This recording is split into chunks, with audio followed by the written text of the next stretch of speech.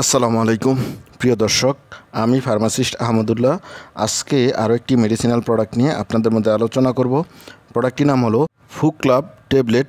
এটি drug international ফার্মাসিউটিক্যালের একটি product. এই প্রোডাক্টটির প্রিপারেশন হলো সেফোরিক্সিম, এক্সিটিল এবং ক্লাবনিক অ্যাসিড। প্রিয় দর্শক, আসুন জেনে নেই এই ওষুধটি যেসব রোগে ব্যবহার করা হয়। ফেরিনজাইটিস হলো গলার মধ্যে যদি কোনো ইনফেকশন হয় তখন তাকে ফেরিনজাইটিস বলা হয়। টনসিলিটিস হলো টনসিলের ইনফেকশন। পরের ব্যাপারটি হলো অ্যাকুইট ব্যাকটেরিয়াল ওটাইটিস মিডিয়া, অর্থাৎ মধ্যকরণের সংক্রমণে এই ওষুধটি ব্যবহার করা হয়, যার মধ্যে রয়েছে স্ট্যাফাইলোকক্কাস, নিউমোনিয়া, হেমোফিলিয়াস ইনফ্লুয়েঞ্জা ইত্যাদি। অ্যাকুইট ব্যাকটেরিয়াল ম্যাক্সিলারি সাইনোসাইটিস, যার মধ্যে রয়েছে স্ট্যাফাইলোকক্কাস নিউমোনিয়া এবং haemophilus influenza. Lower respiratory tract infection, অর্থাৎ নিম্ন শ্বাসনালীতে যে ইনফেকশন হয় সে চিকিৎসায় এই ওষুধটি ব্যবহার করা হয়। এর মধ্যে রয়েছে pneumonia, streptococcus pneumonia, haemophilus influenza ইত্যাদি। ক্রনিক ব্রঙ্কাইটিস এর চিকিৎসায় এই ওষুধটি ব্যবহার করা হয়। ক্রনিক ব্রঙ্কাইটিস হলো দীর্ঘমেয়াদী হাঁপানিজনিত শ্বাসকষ্ট।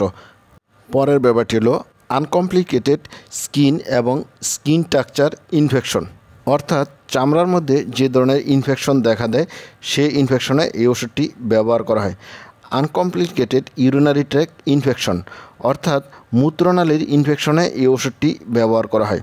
বোন অ্যান্ড জয়েন্ট ইনফেকশন, হাড় এবং জয়েন্ট এর ইনফেকশনে এই ওষুধটি ব্যবহার করা হয়। আনকমপ্লিকেটেড গনোরিয়া এর চিকিৎসায় এই ওষুধটি ব্যবহার করা হয়। আর্লি লাইম ডিজিজে এই ওষুধটি ব্যবহার করা হয়। এটি হলো বোরেলিয়া ব্যাকটেরিয়া দ্বারা সৃষ্ট একটি ভেক্টরবাহিত রোগ, যা আয়োক্সোডস গণের আটুলির কামড়ে হয়ে থাকে। সংক্রমণের সবচেয়ে সাধারণ লক্ষণ হলো প্রসারিত লাল ফুসকুড়ি। সেপ্টিসেমিয়ার চিকিৎসায় এই ওষুধটি ব্যবহার করা হয়। সেপ্টিসেমিয়া হলো যা প্রায়শই রক্তের বিষক্রিয়া হিসাবে পরিচিত, একটি গুরুতর চিকিৎসা অবস্থা যা রক্ত প্রবাহে ব্যাকটেরিয়া প্রবেশ করলে উদ্ভূত হয়, যার ফলে একটি সিস্টেমিক প্রদাহজনক প্রতিক্রিয়া দেখা দেয়।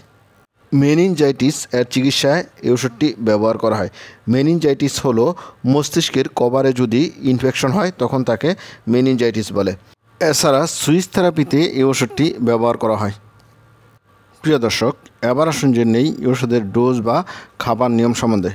এই ওষুধটি প্রতিবেলা একটি করে ট্যাবলেট দিনে 2 বেলা খাবেন, আর এই ওষুধটি খাবার গ্রহণের পরে খাওয়াই উত্তম।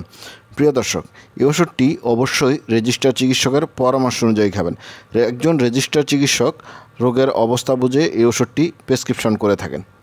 প্রিয় দর্শক, এবার আসুন জেনে নেই এই ওষুধের সাইড ইফেক্ট বা পার্শ্ব প্রতিক্রিয়া সম্বন্ধে।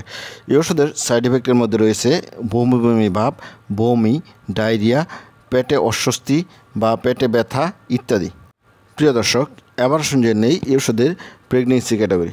প্রেগনেন্সিতে এই ওষুধটি প্রথম টার্মিস্টারে খাওয়া যাবে না। এর পরবর্তী সময়ে আপনি রেজিস্টার চিকিৎসকের পরামর্শ অনুযায়ী এই ওষুধটি খেতে পারেন। আর এই ওষুধটি স্তন্যদানকারী মায়েদের দুধের সাথে অল্প পরিমাণে নিশ্চিত হয়। তবে এই ওষুধটি ব্যবহারে স্তন্যদানকারী মায়েদের সতর্কতা অবলম্বন করে ব্যবহার করা উচিত।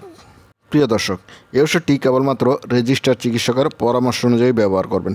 সকল ওষুধ শিশুদের নাগালের বাইরে রাখবেন এবং 30 ডিগ্রি সেন্টিগ্রেড তাপমাত্রায় সংরক্ষণ করবেন। প্রিয় দর্শক, এবার আসুন জেনে নেই এই ওষুধের প্রাইস সম্বন্ধে। এই ওষুধের প্রতিটা 250 mg ট্যাবলেটের দাম 35 টাকা। প্রিয় দর্শক, এই ছিল ফুক্লাব ট্যাবলেট সম্বন্ধে গুরুত্বপূর্ণ ইনফরমেশন। আসসালামু আলাইকুম।